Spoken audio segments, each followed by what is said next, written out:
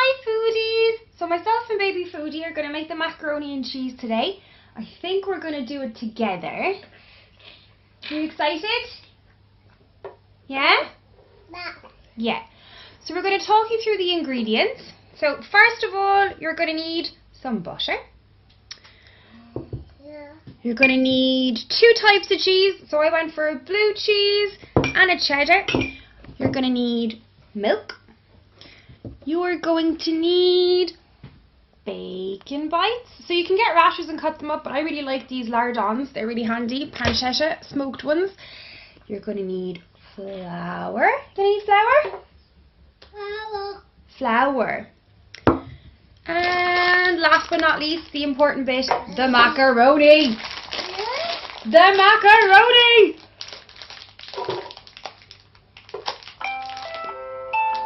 The first thing you're going to do is put the macaroni, we're talking about between 50 grams and 75 grams per serving, depending on your appetite. And you're going to get that to go to a boil. You don't want it to be overcooked, so you want it on the al dente side, because when you put the creamy cheese sauce in there, it's going to get a bit mushier. And you're also going to fry up the bacon, because you're going to put the bacon crispy to one side while you're making the cheese sauce. So those are your 2 steps. Put the pasta in the pot, start the boiling process while you're also crisping up the bacon.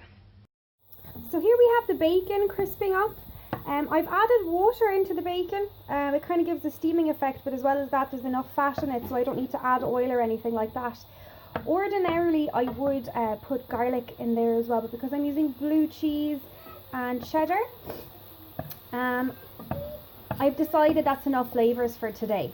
On a more simple mac and cheese, I might add garlic or shallots or onions, but for today's, I'm just going to go with plain, simple bacon that's steaming in some water so it doesn't get too fatty on me. So we're just letting that crisp up. I realised that it's going to be really hard to film while stirring because I'm using my spare hand, but I'm going to give it a good go. When I'm making the white sauce or the cheesy sauce, that might be a bit more complex.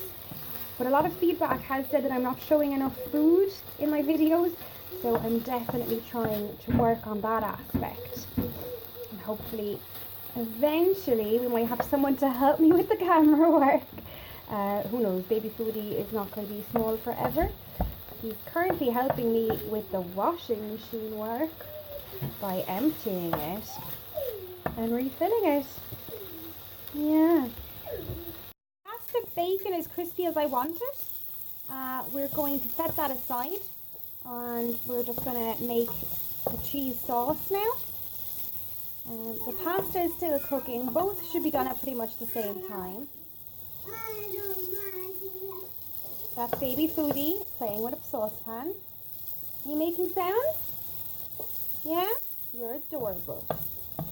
Adorable. So at this point we're going to make a roux. And how we do that is we put some flour and some butter in a saucepan at a medium-ish to high heat. And this is going to be hard to film, but we're going to give it a good go. I always have a hob beside the hot hob that I can move the roux onto, because you don't want to overcook it and then it gets all lumpy, but you do want it to cook a bit, the flour, otherwise it tastes floury. So that's us there doing the roux. Okay. And then what you do is you gradually add milk. So I'm just going to move it over to the other pan here for a second. Sorry about that.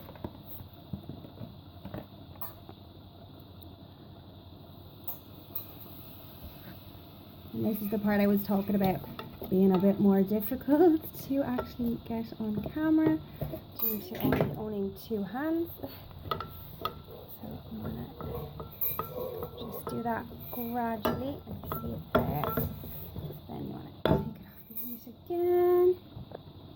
Add some more milk. Put it back on the heat. And you just want to stir it constantly. And then the next move will be once that kind of thickens and becomes a sauce, we'll put the cheese in.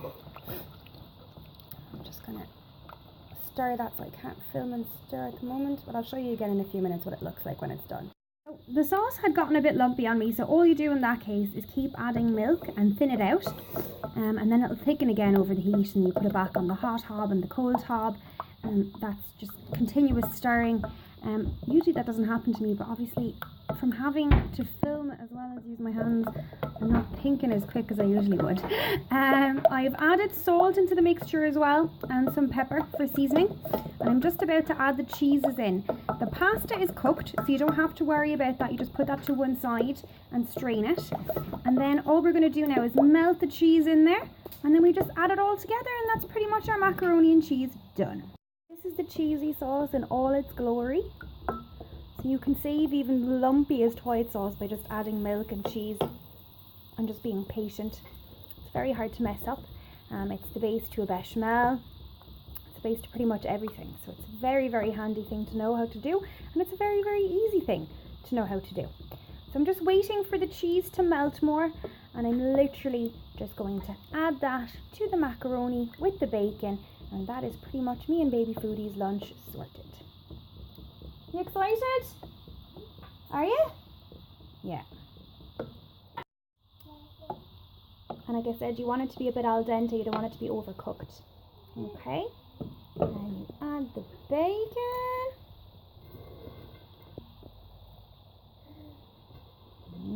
Bacon. Well, obviously vegans and vegetarians, but most people love bacon.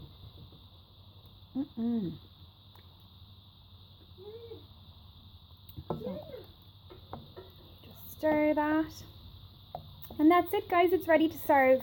Now I finished mine off with some sriracha. Baby Foodie thinks sriracha is a little bit on the spicy side, so we don't give him that. But that is how you make macaroni and cheese. It's also a very cost-effective meal. I think for the two of us that cost less than €3. So definitely a lovely winter warmer on a budget. So basically that was my macaroni and cheese recipe. It's actually based on a Swiss recipe. There's Baby Foodie in the background eating his. Hiya everybody! His little macaroni and cheese face. Oh, you're the cutest. No, you're not the cutest. He's teething at the moment, so everything is no or a scream. Wow. We like to eat from a mug today as well. We didn't want a bowl. We wanted a mug.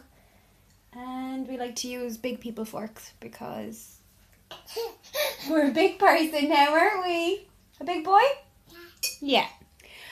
So that was my Swiss recipe. In Switzerland during the winter months, you eat a lot of macaroni. Most of it has bacon, garlic, and reblochon cheese or Gruyere cheese mixed in. It's really creamy. They use a double cream as well. I didn't do that today.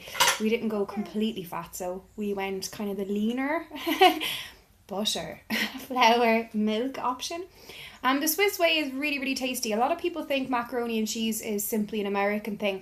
I guess using the spicy sriracha sauce at the end kind of brings it more to that American fusion dimension. That's completely up to yourselves. I really like the mix between the sriracha and the creaminess and the tartness of the blue cheese and then saltiness of the bacon. I think it really ties everything in together really well.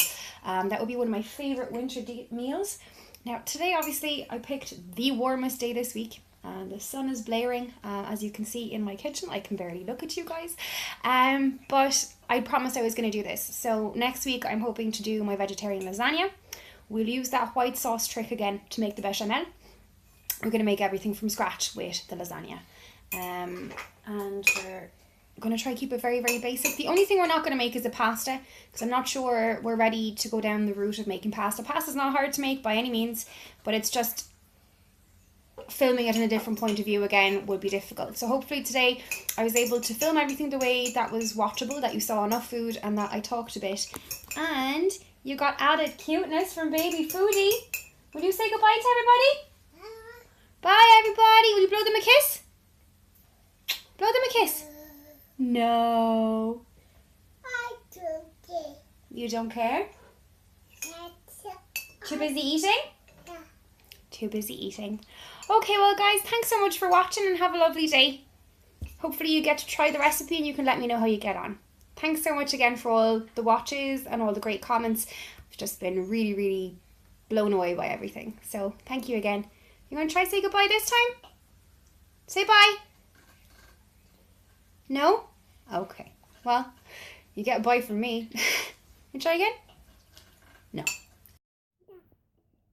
Are you using a fork and a spoon in a cup? And it's tasty? Should people at home try make it? Good work. Good work, team.